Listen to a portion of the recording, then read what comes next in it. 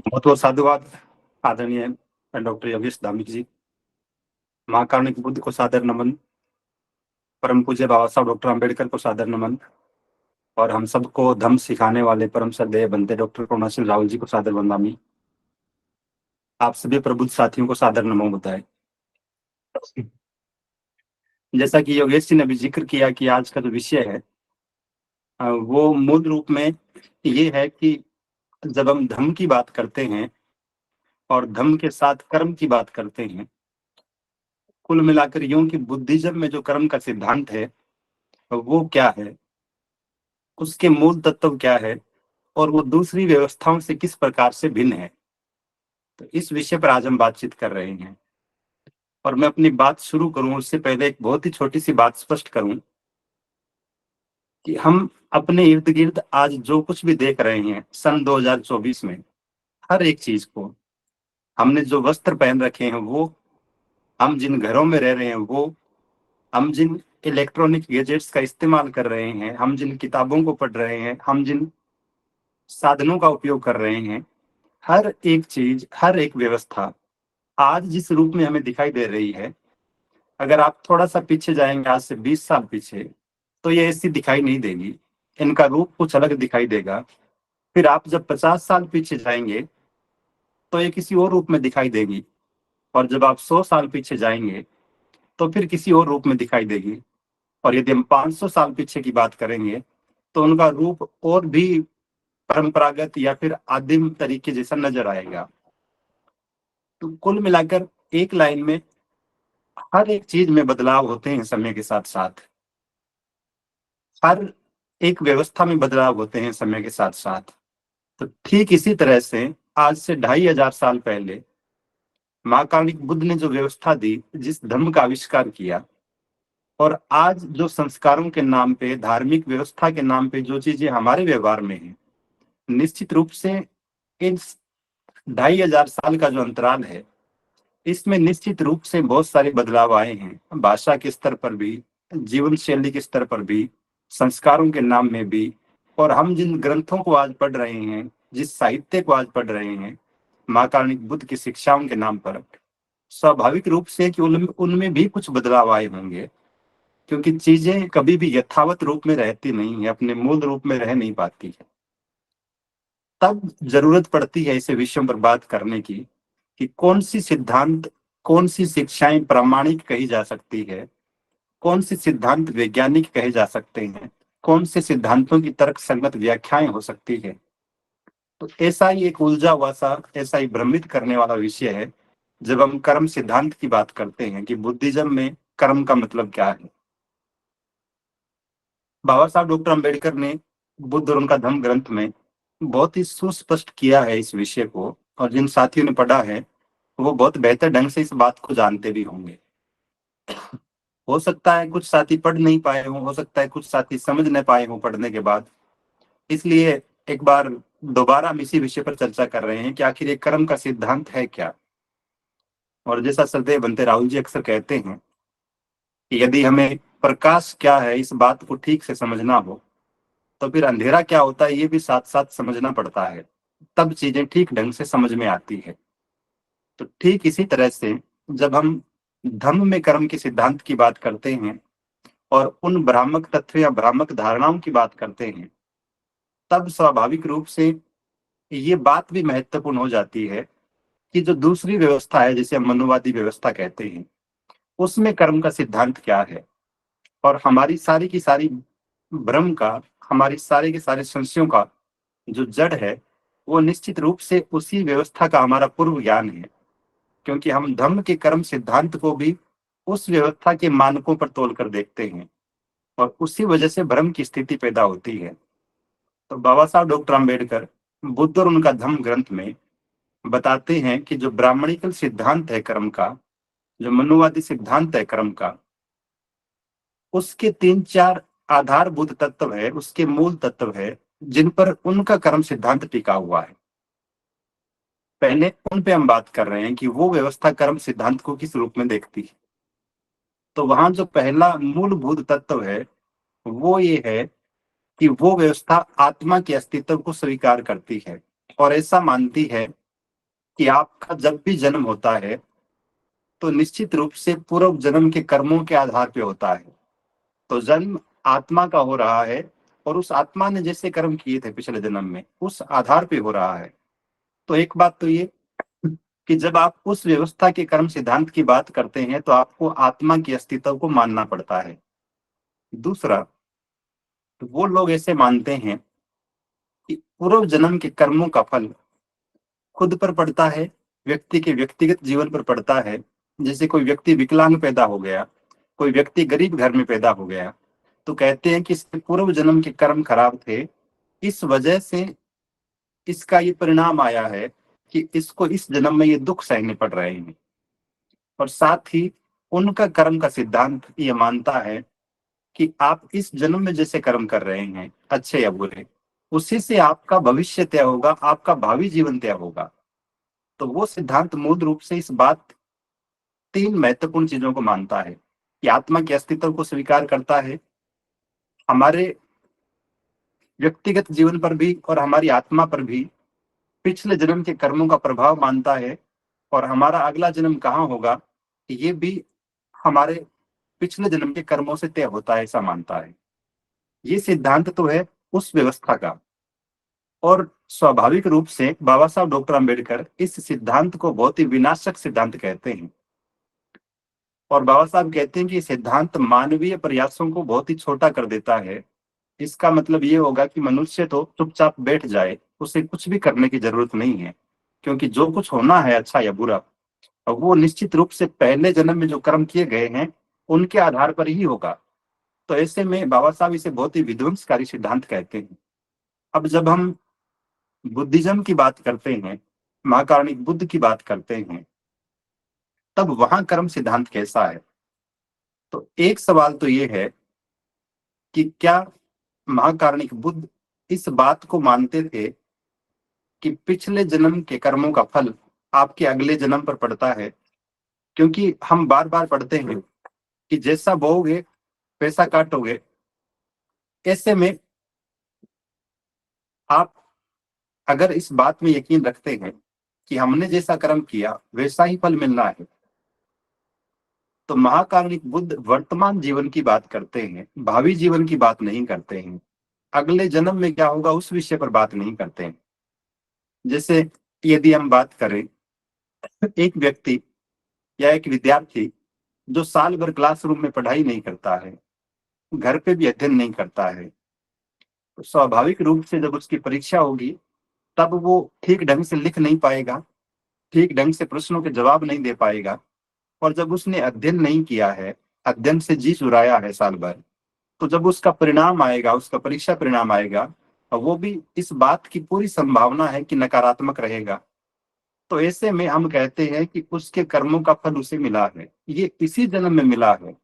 ऐसा नहीं हो रहा है कि एक विद्यार्थी ने इस जन्म में पढ़ाई नहीं करी और अगले जन्म में जाकर फेल हो गया हो। तो महाकारुणिक बुद्ध जिन कुशल कर्मों की, अकुशल कर्मों की बात करते हैं, वो वर्तमान जीवन के बारे में है, भावी जीवन के बारे में नहीं है। और बाबा साहब डॉक्टर अंबेडकर तो इस बात को और स्पष्ट करते हुए कहते हैं कि यदि हम पूर्व जन्म शब्द की जगह पर, जो दूसरी व्यवस्था बार बार कहती है कि पूर्व जन्म के कर्मों का फल मिलता है, कि आप पूर्व जन्म के इस शब्द को हटा दें और इसके जगह पर एक नया शब्द रख दें जिसे हम वंश परंपरा कहते हैं, आनुवंशिकी कहते हैं, तो ये बातें और स्पष्ट हो सकती है। और ऐसा प्रसंग आता भी है, एक बार महाकारुणिक बुद्ध जब राजगृह में ठहरे हुए थे, तो एक व्यक्ति आता है और उनसे सवाल करता है कि तथागत, जब आप ये कहते हैं कि मनुष्य का जन्म इन तत्वों के मिलकर मिलने से होता है, तो फिर मनुष्य के शरीर में जब बच्चा गर्भ में होता है तो उसमें हड्डियां कैसे विकसित होती है, वहां जीव उत्पन्न कैसे होता है, और वो गर्भ में जीवित कैसे रहता है? और महाकारुणिक बुद्ध आज से हजारों साल पहले, आज बायोलॉजी में हम जिन चीजों को पढ़ रहे हैं, पूरी की पूरी जनन प्रक्रिया को, जीव के पैदा होने की प्रक्रिया को, ठीक वही उत्तर देते हैं आज से हजारों साल पहले, और पूरी प्रोसेस बताते हुए कहते हैं। और हम भी पढ़ते हैं, और चूंकि मैं विज्ञान का विद्यार्थी नहीं रहा हूं, फिर भी मैं निवेदन करूं कि जिन उपासक उपासिकाओं के मन में संशय हो इस बात को लेकर, जीव की उत्पत्ति के बारे में, क्योंकि एक दूसरी व्यवस्था है जो ऐसा मानती है कि मनुष्य के शरीर में, उस महिला के शरीर में, गर्भवती महिला के शरीर में कोई आत्मा प्रवेश करती है और उससे गर्भस्थ शिशु में जीवन का संचार होता है। लेकिन जब हम जीव विज्ञान की बात करते हैं तो स्वाभाविक रूप से ये नर और मादा के मिलन से, उनके संभोग के बाद स्वाभाविक रूप से उसी प्रक्रिया का प्रोसेस है किसी बच्चे का जन्म होना या फिर किसी महिला का गर्भ धारण करना, किसी मादा का गर्भ धारण करना। और स्वाभाविक रूप से महिला जो कुछ भी खाती है, महिला जो कुछ भी पीती है, वही पोषण उस बच्चे को मिल रहा होता है। इसीलिए गर्भावस्था के दिनों में डॉक्टर भी बार बार कहते हैं और परिवार के सदस्य भी इस बात के लिए सचेत रहते हैं कि गर्भस्थ महिला को खान पान का विशेष रूप से ध्यान रखा जाए, इन्हें ऐसे पोषक तत्व दिए जाएं ताकि न केवल खुद को बल्कि उस शिशु को भी ठीक ढंग से चीजों की आपूर्ति हो सके। तो स्वाभाविक रूप से एक बात तो ये कि जीव की उत्पत्ति होती कैसे है, तो इसका बहुत ही स्पष्ट सा और बहुत ही सपाट सा उत्तर ये है कि जब हम ये बात करते हैं नर और मादा की, तो उनके मिलन से स्वाभाविक रूप से जीव की उत्पत्ति हो रही है और गर्भ में उसका पालन पोषण हो रहा है माता द्वारा ग्रहण किए जाने वाले खाद्य पदार्थों से। दूसरा सवाल ये कि जब कोई शिशु जन्म ले लेता है तो फिर पूर्व जन्म के कर्म जो थे उसकी स्थिति पर इनका क्या प्रभाव पड़ता है। या फिर कोई व्यक्ति गरीब पैदा हुआ, विकलांग पैदा हुआ, तब क्या कारण थे उसकी गरीबी के, उसकी विकलांगता के। या फिर यूं कहें कि क्या अपनी वंश परंपरा की वजह से कोई आदमी गरीब हो गया, या फिर उसने खुद ऐसे कार्य किए जिनकी वजह से वो गरीब हो गया, अपने पिछले जन्म के कर्मों की वजह से गरीब हो गया, या फिर उसने खुद ऐसे कर्म किए कि वो गरीब हो गया। कोई व्यक्ति विकलांग पैदा हुआ, कोई व्यक्ति अमीर घर में पैदा हुआ, इन सब चीजों के कारण क्या थे। अब यहाँ पर भी दूसरी व्यवस्था ऐसा मानती है कि चूंकि इस व्यक्ति ने पिछले जन्म में बुरे कर्म किए थे इसलिए ये गरीब पैदा हो गया है, इस व्यक्ति ने पिछले जन्म में खराब कर्म किए थे इसलिए ये विकलांग पैदा हो गया है। लेकिन बाबा साहब डॉक्टर अम्बेडकर लिखते हैं कि यहाँ बात ये नहीं है कि किसी व्यक्ति के वर्तमान जीवन को पिछले जन्म के कर्म प्रभावित कर रहे हैं। निश्चित रूप से माता और पिता जो है आनुवांशिक रूप से उनके गुण तो उसे मिलते हैं। और हम जब जीव विज्ञान की बात करते हैं तो मेंडल के आनुवांशिकता के नियम को पढ़ते हैं और वो नियम बड़ा प्रसिद्ध है कि उन्होंने मटर के पौधे पर प्रयोग किए, कुछ लंबे पौधे लिए, कुछ बोने पौधे लिए, और वो देखते हैं। और ठीक यही बात खच्चर के बारे में भी हम पढ़ते हैं कि वैज्ञानिकों ने घोड़े और गधे के संकरण से इस तरह से एक नया जीव उत्पन्न कर लिया।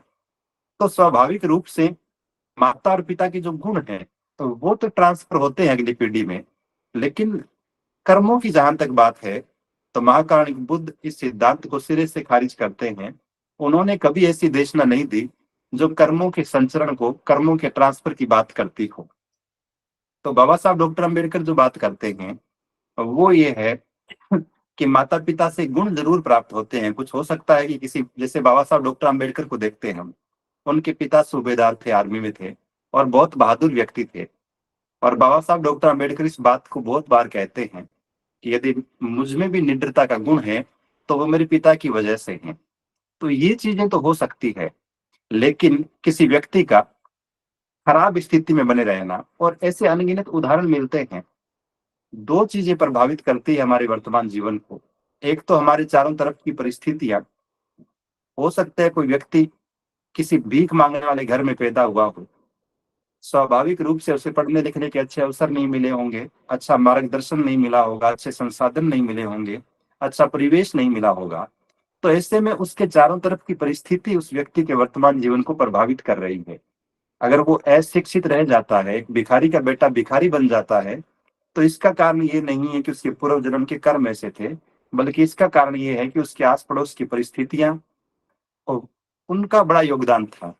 और परिस्थितियों के साथ मैं एक चीज और ऐड कर दूं, और वो है व्यक्ति के खुद के प्रयास।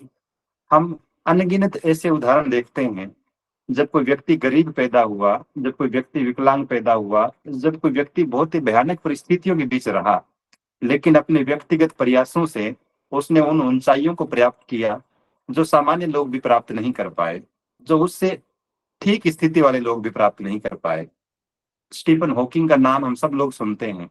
एक ऐसा आदमी, एक ऐसा वैज्ञानिक जो पूरी तरह से विकलांग है और एक पावर चेयर का सहारा लेकर मूवमेंट करता है अपने घर में, कहीं बाहर जाता है तो भी, जब उन्हें बात करने की जरूरत पड़ती है तो भी एक वॉइस जनरेटर क्रिएट कर रखा है जिसकी सहायता से बात करते हैं। लेकिन इसके बावजूद भी फिजिक्स में स्टीफन हॉकिंग का जो योगदान है वो किसी भी सूरत में कम नहीं है। तो निश्चित रूप से हॉकिंग की व्यक्तिगत प्रयास है, परिस्थितियों ने भले ही उन्हें इतना पीड़ित और प्रताड़ित कर दिया हो कि वो हिलने डुलने की स्थिति में नहीं है, लेकिन उनके व्यक्तिगत प्रयास, कभी न थकने, कभी न रुकने, कभी न हार मानने की जिद निश्चित रूप से उन्हें असाधारण बना देती है। ठीक इसी तरह से हम हेलन केलर को देखते हैं, जो लड़की बहुत छोटी उम्र में विकलांग हो गई, पूरी तरह से अपाहिज है एक तरह से, और वो दुनिया की बहुत ही श्रेष्ठ लेखिका बन जाती है, बहुत अच्छी राजनेता बन जाती है, और ऐसे अनगिनत उदाहरण लिए जा सकते हैं। तो एक लाइन में, सार रूप में यदि मैं कहूं इस बात को यूं कि हमारी वर्तमान परिस्थितियां पूर्व जन्म के कर्मों का फल नहीं है। हमारी वर्तमान परिस्थितियां, हमारा वर्तमान जीवन, हमारे आस पड़ोस के परिवेश और हमारे व्यक्तिगत प्रयासों का परिणाम है। हम जिस तरह से रिएक्ट कर रहे हैं चीजों के प्रति, जिस तरह से प्रयास कर रहे हैं, ऐसे अनेक उदाहरण मिलते हैं। एक ही परिवार में जन्मे हुए, एक ही घर में रहने वाले तीन चार भाइयों में से एक तो डॉक्टर या इंजीनियर बन जाता है, एक तो कलेक्टर बन जाता है, और दूसरा खेत में काम कर रहा होता है, मजदूरी कर रहा होता है। तो यहाँ ये बात अच्छे से समझ में आती है कि निश्चित रूप से एक व्यक्ति ने बहुत बेहतर प्रयास किए अपने आप को ऊंचा उठाने के लिए, एक व्यक्ति ने बहुत ही शानदार प्रयास किए समर्पण के साथ किसी निश्चित उद्देश्य को प्राप्त करने के लिए, लक्ष्य को प्राप्त करने के लिए, और अपनी मेहनत, प्रतिभा और समर्पण के बल पर वो उन चीजों को प्राप्त कर गया। तो ये दोनों ही बातें, या फिर ये सवाल कि पूर्व जन्म के कर्मों का फल क्या इस जन्म पर पड़ा, तब निश्चित रूप से इसका उत्तर है ना, बिल्कुल नहीं। एक और बड़ा प्रसंग आता है, वो मिलिंद पन्नो ग्रंथ की बात हम करते हैं जिसमें मेनांडर और भंते नागसेन का जिक्र है, उनके सवालों की जिक्र है। बाबा साहब डॉक्टर अम्बेडकर ने भी वहां से मिलिंद पन्नो से एक सवाल दिया है। मेनांडर पूछता है भंते नागसेन से कि क्या मनुष्य भले बुरे कर्मों के परिणाम से मुक्त हो जाता है? तब भंते नागसेन कहते हैं, और बड़ा सुंदर सा उदाहरण देकर कहते हैं कि यदि पुनर्उत्पत्ति होती है, जीव दोबारा उत्पन्न होता है, तब तो स्वाभाविक रूप से कोई व्यक्ति अच्छे या बुरे कर्मों से मुक्त नहीं हो सकता है। लेकिन अगर जीव की उत्पत्ति दोबारा नहीं हो रही है, और जीव की उत्पत्ति का मतलब बुद्धिज्म जो पुनर्जन्म की बात करता है उस विषय पर हम बात कर रहे हैं, जहां पे ये माना जाता है कि आत्मा का जन्म नहीं हो रहा है, उसी जीव का दोबारा जन्म नहीं हो रहा है, बल्कि एक मनुष्य दूसरे मनुष्य को पैदा कर रहा है, बस इतनी सी बात। तो वो एक उदाहरण देते हुए कहते हैं, मिनांडर को भंते नागसेन कहते हैं कि महाराज मान लीजिए एक चोर ने एक आम चुराया, उसे दंडित किया जाना चाहिए या नहीं किया जाना चाहिए? तब मिनांडर कहते हैं कि निश्चित रूप से वो चोर है, उसने आम चुराया है तो उसे दंड मिलना ही चाहिए। तब भंते नागसेन कहते हैं लेकिन महाराज, माली ने जिस बीज को लगाया था, उस बीज से जो पौधा उत्पन्न हुआ, उस पौधे के आम लगे, तो उस चोर ने उन बीजों को तो चुराया नहीं है, और माली ने तो चूंकि बीज लगाए थे और इस चोर ने आम चोरी किया है, तो फिर उसे दंड क्यों मिलना चाहिए? तब मिनांडर खुद ही कहते हैं कि भंते इसलिए दंड मिलना चाहिए क्योंकि जो आम लगे थे वो उस बीज की वजह से लगे थे जो उस माली ने लगाया था, इसलिए ये बात उसी से संबंधित है, इसलिए उसे दंड मिलना चाहिए। तब कहते हैं बनते नागसेन कि इस तरह से आप समझ सकते हैं कि आपके कर्मों का फल आपको किस तरह से मिल रहा है। शायद सिद्धार्थ नरेश जी पूछ रहे थे और बनते दम्भिना जी ने बहुत सुंदर सा जवाब भी दिया था। उनका सवाल ये था शायद कि एक व्यक्ति, एक पति बुरे कर्म करता है और वो जेल में चला जाता है या मर जाता है, तो उसके अपराधों की सजा उसके परिवार के लोगों को क्यों मिलती है। और यहाँ बनते नागसेन जो उदाहरण दे रहे हैं, इस बात से आप स्पष्ट समझ सकते हैं कि चूंकि उसकी जीवन संगिनी ने एक बीज लगाया है रिश्ते का, उस व्यक्ति के साथ संबंध स्थापित किया है विवाह का, और उसी विवाह की परिणति है ये आगे चलते चलते इस तरह की चीजें। तो जब हम संबंध स्थापित कर रहे हैं, वो बीज लगा रहे हैं रिश्ते का, तो स्वाभाविक रूप से उस बीज से जो भी उत्पन्न होगा, अच्छा या बुरा, यदि जीवन साथी कुछ अच्छा कर रहा है तब भी फल मिलता है उसकी जीवन संगिनी को, और यदि जीवन साथी बुरा कर रहा है तब भी फल मिलता है जीवन संगिनी को। तो चीजें इसलिए कुप्रभावित या सुप्रभावित हो रही है किसी एक परिवार के एक सदस्य के काम करने की वजह से, क्योंकि हमारा संबंध है उसके साथ, हमने संबंधों का बीज लगाया है, और उस संबंध के परिणाम स्वरूप ही सारे के सारे लोग हमें उस व्यक्ति के भाई के रूप में, उस व्यक्ति के जीवन संगिनी के रूप में, उस व्यक्ति के पुत्र या पुत्री के रूप में जानते हैं। तब ऐसे में कोई परिवार का कोई भी सदस्य गलती करता है, एक व्यक्ति चोरी करते हुए पकड़ा जाए, हम कहने लगते हैं ये चोरों का परिवार है, भले ही उस परिवार के दूसरे सदस्य ने चोरी नहीं की हो। तो यहां से भी हम समझ सकते हैं बंदे नागसेन की उस बात को कि वो आज भी कितनी प्रासंगिक है, और इस तरह से हम कर्म के सिद्धांत को भी समझ सकते हैं। ठीक इसी तरह से हम बाबा साहब डॉक्टर अम्बेडकर को देखते हैं। 1956 में बाबा साहब डॉक्टर अम्बेडकर की डेथ हो गई, और आज 2024 में हम प्रकाश अम्बेडकर साहब को या राजरत्न अम्बेडकर को भी बहुत ही सम्मान के साथ देखते हैं। हो सकता है व्यक्तिगत रूप से समाज के लिए, देश के लिए उनका योगदान उस स्तर का नहीं हो जितना बाबा साहब डॉक्टर अम्बेडकर का रहा है, लेकिन चूंकि बाबा साहब डॉक्टर अम्बेडकर की वंश परंपरा चल रही है, और इसीलिए हम उनके परिवार के सदस्यों को भी, बाबा साहब डॉक्टर अम्बेडकर ने अच्छे कर्म किए और दशकों पहले किए, लेकिन हम आज भी उनके पूरे खानदान को, उनके पूरे के पूरे वंशजों को आज भी बहुत सम्मान की दृष्टि से देख रहे हैं। तो इस तरह से भंते नागसेन जो बात कह रहे हैं कि जब जीव की उत्पत्ति दोबारा होती है तब तो आप कर्म से मुक्त नहीं होते हैं। बाबा साहब डॉक्टर अम्बेडकर के अच्छे कर्म, वो आज भी सम्मान पैदा कर रहे हैं इस परिवार के लिए। ठीक इसी तरह से किसी राजवंश ने गद्दारी की हो, किसी ने कुछ गलत किया हो, तब निश्चित रूप से हम आज भी उनके पूर्वजों, उनके वंशजों को गालियां दे रहे होते हैं, उन्हें बुरा बता रहे होते हैं। लोग आज भी नेहरू के कामों के लिए राहुल गांधी को जिम्मेदार ठहरा रहे होते हैं। तो इस तरह से ये चीजें निरंतर चलती रहती है। एक अंतिम बात जो बाबा साहब डॉक्टर अम्बेडकर करते हैं कि क्या पूर्व जन्म के कर्मों का हमारे वर्तमान जीवन पर दो हिस्सों में बांटकर बाबा साहब अपनी बात स्पष्ट करते हैं। एक, कि जब बच्चा पैदा होता है, क्या उसके जन्म के मामले में पूर्व जन्म का प्रभाव होता है? एक सवाल तो ये, और इसमें तो वो स्पष्ट करते हैं महाकारुणिक बुद्ध के सवाल के हवाले से, उनकी जो यक्ष को देशना है जब वो जीव उत्पत्ति की बात करते हैं, उसका उदाहरण देते हुए, और फिर मिलिंद पन्ने से बनते नागसेन और मीनांडर की बातचीत का एक प्रसंग देते हुए स्पष्ट करते हैं कि जीवन पर, उसके जन्म पर किसी भी प्रकार का कोई प्रभाव नहीं होता है। दूसरा, जीवन पर क्या प्रभाव होता है, और यहाँ पर भी एक सुंदर सी देशना हमें पढ़ने को मिलती है। एक बार तथागत जो जैन साधु थे, निगंठ लिखा हुआ है जिनको, उनसे संवाद करते हुए कहते हैं कि निगंठो, क्या आप इसलिए कठोर तपस्या करते हैं कि आप अपने पूर्व जन्म के कुशल कर्मों से मुक्त होना चाहते हैं? आप ये मानते हैं कि आपके जीवन में जो भी दुख है वो आपके पूर्व जन्म के अकुशल कर्मों की वजह से हैं, इसलिए आप कठोर तपस्या कर रहे हैं, कठोर साधना कर रहे हैं, और ये सारे के सारे कर्म कांड कर रहे हैं ताकि आप सुख को प्राप्त कर सके, पिछले जन्म के जो अकुशल कर्म है उनसे छुटकारा प्राप्त कर सके। तो वो सारे के सारे जैन साधु कहते हैं कि हाँ तथागत, हम इसीलिए कठोर साधना कर रहे हैं। तब महाकारुणिक बुद्ध उनको कहते हैं कि आप में से कोई भी आदमी क्या इस बात को जानता है कि आपका इस जन्म से पहले कहीं कोई अस्तित्व था? आपकी आत्मा का, जिसे आप मानते हैं, उसका अस्तित्व था? तो वो सारे के सारे कहते हैं कि हम इस बात से तो बिल्कुल भी परिचित नहीं है कि हमारा कहीं अस्तित्व था पहले। तब तथागत एक और सवाल पूछते हैं कि तो क्या आप ये जानते हैं कि पिछले जन्म में आपने कुछ अच्छे कर्म किए थे या बुरे कर्म किए थे? तो वो कहते हैं कि हमें ये भी नहीं पता है कि हमने पिछले जन्म में क्या किया था।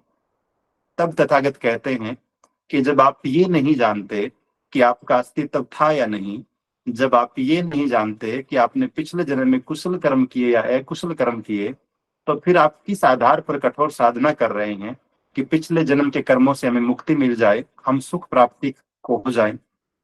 और फिर वो सारे के सारे स्वीकार करते हैं कि हम गलत राह पर हैं, तथागत जो कह रहे हैं वही सही बात है। तो इसका मतलब ये बाबा साहब डॉक्टर अम्बेडकर बहुत स्पष्ट करते हैं, और उनका मूल्यांकन जो है, उनका जो विश्लेषण है वो इस मामले में बहुत सटीक है। बाबा साहब खुद ही सवाल करते हैं कि फिर ये सिद्धांत इन लोगों ने, उस विरोधी व्यवस्था ने स्थापित क्यों किया कि आपके पिछले जन्मों के कर्मों का फल मिलता है? इस सिद्धांत की जरूरत क्यों पड़ी? ऐसा क्यों प्रचारित किया गया कि आपने पिछले जन्म में कर्म किए थे इसलिए आप वर्तमान जीवन खराब हो गया है? और बाबा साहब डॉक्टर अम्बेडकर अपने गहन अध्ययन और अनुभव से इस बात का सटीक उत्तर देते हैं। लिखते हैं, क्योंकि ये लोग चाहते थे कि राजा, राज्य और उच्च वर्ण के लोग, समाज के जो तथाकथित गरीब लोग हैं, जो शोषित लोग हैं, उनको ये समझा सके, उनके मन में ये बात स्थापित कर सके कि आपकी खराब दशा के लिए हम लोग जिम्मेदार नहीं हैं। आपकी खराब दशा के लिए आपकी पिछला जन्म के कर्म जिम्मेदार हैं। और इस सिद्धांत को स्थापित करने के लिए, ताकि ये लोग न तो ऊपर उठने के प्रयास करें, ताकि ये लोग न हमारे खिलाफ कभी षड्यंत्र का, विरोध का, प्रतिरोध का प्रयास करें, और इनके दिमाग में ये बात ठूंस ठूंस कर भर दी जाए कि आप जो कुछ भी हैं, आपको जो कुछ भी मिल रहा है, आपकी जो भी परिस्थितियां हैं, वो निश्चित रूप से पिछले जन्म के कर्मों का ही फल है। इसमें राजा का कोई योगदान नहीं है, भले ही वो आपको कितना ही शोषण कर रहा हो। इसमें जो सत्ता है उसका कोई योगदान नहीं है, वो भले ही कितनी ही विध्वंसक हो क्यों ना हो, कितनी ही शोषणकारी क्यों ना हो। और इसमें उस उच्च वर्ण का भी कोई योगदान नहीं है, जो आपको पीड़ित कहता है, जो आपको शूद्र कहता है, जो आपको अछूत कहता है, जो आपसे अपवित्र होता है।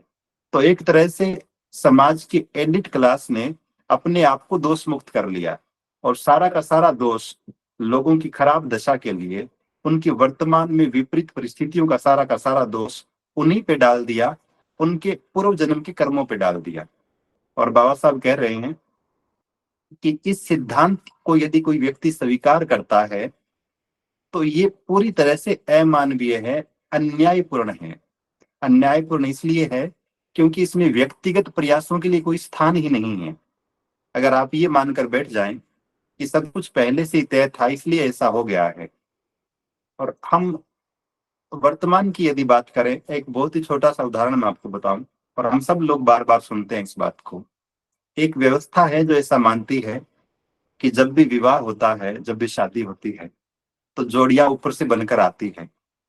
और ये लोक प्रचलित धारणा है, गांव में अनपढ़ महिलाओं को हम सुनते हैं, और वो तो एक और भी नाम लेती है कि बे माता के लिखे हुए लेख थे इसलिए ऐसा हो गया, और ये ऐसा ही होना है। ऐसी स्थापित धारणाएं हैं, हजारों सालों से उनके दिमाग में ठूस ठूस कर भर दी गई। लेकिन जब भी दो परिवार विवाह करते हैं, स्वाभाविक रूप से सबसे पहले जाति को देखेंगे, हमारी जाति का हो, फिर गोत्रों की बात होती है, फिर कुंडलियां तक मिलाई जाती है, ग्रह नक्षत्र सब खंगाले जाते हैं, फिर लड़का या लड़की पढ़े लिखे हैं कि नहीं, नौकरी कर रहा है कि नहीं कर रहा है, खानदान अच्छा है कि नहीं, इस तरह की सैकड़ों तरह की इन्वेस्टिगेशन करने के बाद तब कहीं जाकर कोई रिश्ता तय होता है। तो एक तरफ तो ये दोगलापन, ये कह देना सब कुछ ऊपर से तय था, उसने ही जोड़ियां बनाकर भेजी हैं, और दूसरी तरफ 100 तरह की जांच पड़ताल करना और उसके बाद हाँ करना, रिश्ता करना, अपने आप में इतनी विरोधाभासी बातें हैं जो इस बात को दर्शाती है कि पहले से कुछ कुछ भी तय नहीं है, बल्कि हम खुद ही तय कर रहे हैं, जो कुछ कर रहे हैं हम खुद ही तय कर रहे हैं।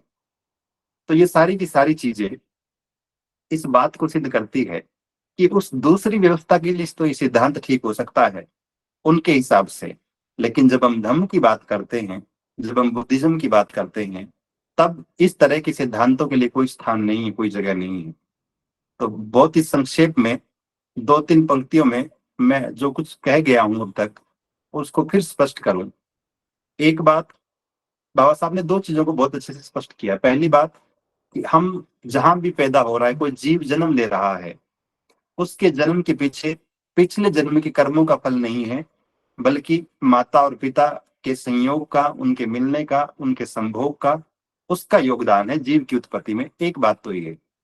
दूसरी चीज कि हमारी जो भी वर्तमान परिस्थितियां हैं, हम जो कुछ भी बने, कामयाब हुए कि नाकामयाब रहे, अच्छे बने कि बुरे बने, गरीब रहे कि अमीर रहे, किसी उच्च जातीय घर में पैदा हुए कि निम्न जातीय घर में पैदा हुए जिसे समाज मानता था, हिंदू धर्म में पैदा हुए कि मुस्लिम में पैदा हुए कि ईसाई धर्म में पैदा हुए, और फिर जैसी भी परिस्थितियां थी, उन सब के लिए जिम्मेदार पिछले जन्म के कर्म नहीं है, बल्कि हमारा परिवेश जिम्मेदार है और हमारे व्यक्तिगत प्रयास जिम्मेदार है। हमें मिलने वाला मार्गदर्शन, हमें मिलने वाले संसाधन और हमारी मेहनत, हमारी प्रतिभा, हमारा समर्पण अपने लक्ष्य के प्रति, अपने भविष्य के प्रति, ये सारे तत्व मिलकर जिम्मेदार हैं।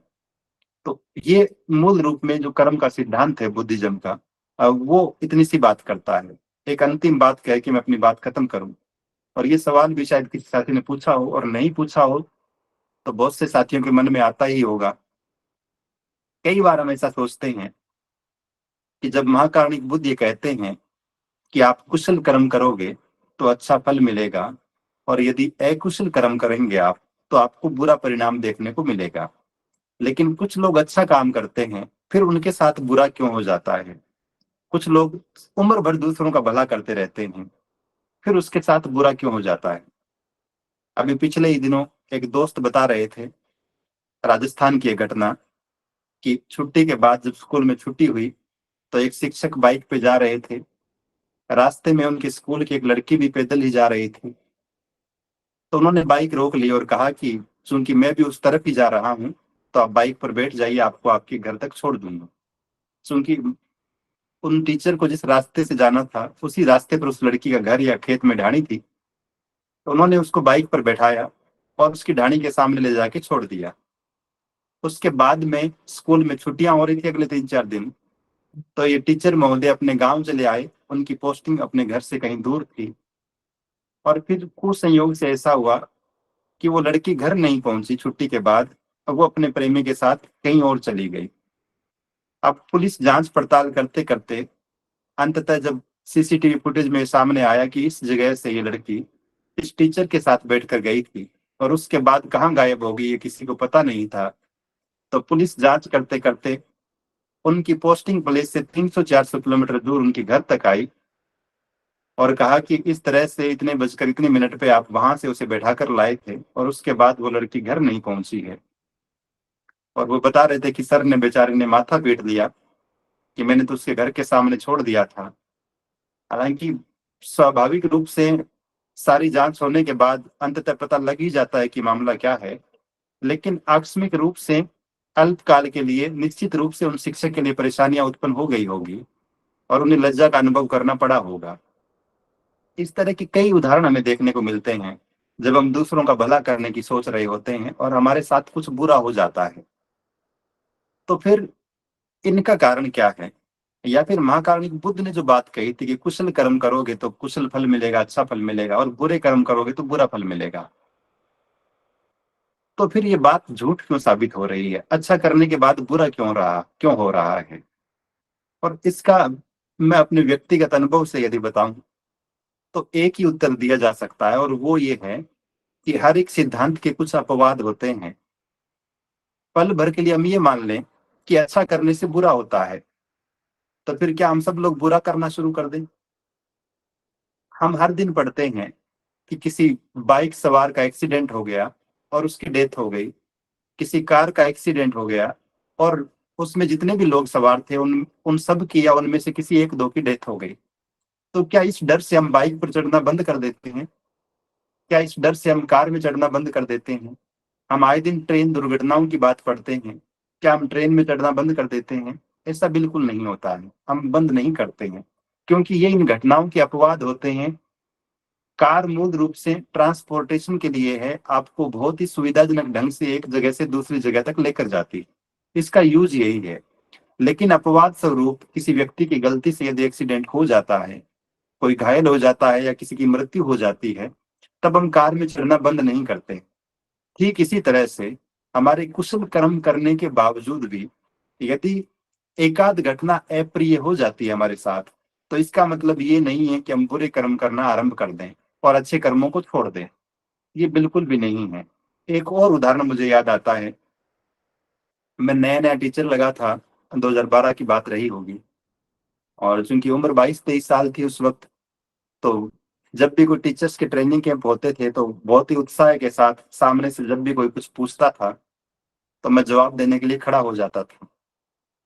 तो एक बार ऐसे ही प्रशिक्षण शिविर में जब जिला शिक्षा अधिकारी महोदय बैठे हुए थे, तो सामने जो ट्रेनर थे उन्होंने कोई सवाल पूछा और मैंने जब खड़े होकर उत्तर दिया, तो जिला शिक्षा अधिकारी ने कहा कि ये लड़का अच्छा बोलता है, इसको ट्रेनर बना दो। तो मुझे मास्टर ट्रेनर बना दिया गया, और फिर मेरा काम हो गया कि मैं दूसरे टीचर्स को, मेरे ब्लॉक के टीचर्स को ट्रेनिंग देने का काम करूं। तो एक दिन ऐसे ही एक ट्रेनिंग कैंप में जब हम बात कर रहे थे, तो एक टीचर ने कहा कि विद्यार्थी नियमित रूप से स्कूल नहीं आते हैं। सरकारी स्कूलों की बड़ी समस्या है कि सारे बच्चे रेगुलर स्कूल नहीं आते हैं, कुछ माँ बाप उन्हें काम करने के लिए ले जाते हैं। तो स्वाभाविक रूप से मैंने कह दिया कि हमें प्रयास करने चाहिए, उनके घर पे संपर्क करना चाहिए, उनके माता पिता को समझाना चाहिए। तभी एक बहुत ही बुजुर्ग से टीचर खड़े हुए और उन्होंने बहुत ही दुखी मन से कहा कि सर, मैं आपकी बात से बिल्कुल सहमत नहीं हूँ। किसी भी टीचर को किसी भी अभिभावक से नहीं मिलना चाहिए, उसके घर पे नहीं जाना चाहिए बच्चों को लाने के लिए। अगर उनके बच्चे स्कूल नहीं आए तो नहीं आए, लेकिन हमें उनके घर पे नहीं जाना चाहिए। मैंने कारण जानना चाहा, तो उन्होंने अपना एक बहुत ही खराब अनुभव साझा किया। उन्होंने कहा कि हमारे स्कूल में एक लड़का था जो इंटेलिजेंट था लेकिन स्कूल नहीं आता था, और मैं उनके घर चला गया उसके मम्मी पापा को समझाने के लिए कि ये पढ़ने वाला लड़का है, भविष्य में कामयाब होगा, आप इसे स्कूल भेजा करें। अब घर में जीवन साथी और जीवन संगिनी के बीच मतभेद थे। जीवन साथी ये चाह रहे थे कि लड़का खेत में जाकर काम करे, जबकि जीवन संगिनी चाह रही थी कि मेरा बेटा स्कूल जाकर पढ़ाई करे। इस बात को लेकर शाम को दोनों में झगड़ा हुआ, उन पति पत्नी में। और वो महिला जो है, गांव में जो पानी का टांका बना हुआ था उसमें जाकर कूद गई। हालांकि उसकी जान बच गई, वो हॉस्पिटल में एडमिट रही, लेकिन उसके जीवन साथी ने उस टीचर पर पुलिस केस कर दिया, एफआईआर दर्ज करवा दी कि हमारे घर में आया, बेटे की पढ़ाई के लिए कहा, बेटे को स्कूल भेजने के लिए कहा, और इस वजह से हम दोनों में झगड़ा हुआ और मेरी पत्नी जो है कूद गई पानी के टांके में, और मार्क्स पर केस हो गया। तो उन्होंने कहा कि मैंने 2 लाख रुपए देकर पीछा छुड़वाया, बड़ी मुश्किल से नौकरी बचाई, नहीं तो मेरे गले की फांस बन जाता है वो मामला। और इस वजह से मैं तो ये कह रहा हूँ कि हमें किसी को भी उनके घर पे, बच्चों के घर पे कभी नहीं जाना चाहिए, माँ बाप को कभी नहीं समझाना चाहिए। तो इस तरह के एक दो खराब उदाहरण मिलते हैं, लेकिन इसका मतलब ये नहीं है कि इन अपवादों को देखकर हम अच्छे काम करना छोड़ दें, अपनी अच्छाइयों का त्याग कर दें और बुरे आदमी बन जाएं। हम ये सोच लें कि अच्छा करने से बुरा हो रहा है तो बुरा करते हैं, बुरा करने से अच्छा होगा। हो सकता है कुछ समय के लिए आप बुरा काम करके, ऐसे लोग भी दिखते हैं जो खराब काम करते हैं और कामयाब हो जाते हैं। साल भर बच्चे मेहनत करते हैं, वो नौकरी नहीं लग रहे हैं, लेकिन एक बच्चे ने पेपर खरीद लिया, वो नौकरी लग गया होगा। लेकिन इस तरह की चीजें होने के बाद भी हम एक सार्वभौमिक सिद्धांत प्रतिपादित नहीं कर सकते कि पेपर खरीद कर नौकरी लगा जा सकता है, एग्जाम सेंटर में नकल करके नौकरी लगा जा सकता है। ये सारी चीजें अपवाद रूप में हो सकता है किसी व्यक्ति विशेष के हित में हो, लेकिन सार्वभौमिक रूप से पूरे समाज के हित में नहीं हो सकती, पूरे देश के हित में नहीं हो सकती। इसलिए महाकारुणिक बुद्ध की ये बात कि कुशल कर्म करने का मतलब अच्छे परिणाम है, अकुशल कर्म करने का मतलब बुरे परिणाम है, ये पूर्णतः सत्य है और ये सनातन है निश्चित रूप से। तो आज के विषय पर मैं अपने अल्प ज्ञान से, मेरी जानकारी में जो कुछ था वो ठीक ढंग से समझा पाया हूँ, ऐसी उम्मीद करता हूँ, और यहीं पे अपनी बात को खत्म करता हूँ। आप सबने बड़े ध्यानपूर्वक सुना, आप सभी को बहुत बहुत साधुवाद। श्रद्धेय भंते जी को सादर वंदामि। नमो बुद्धाय।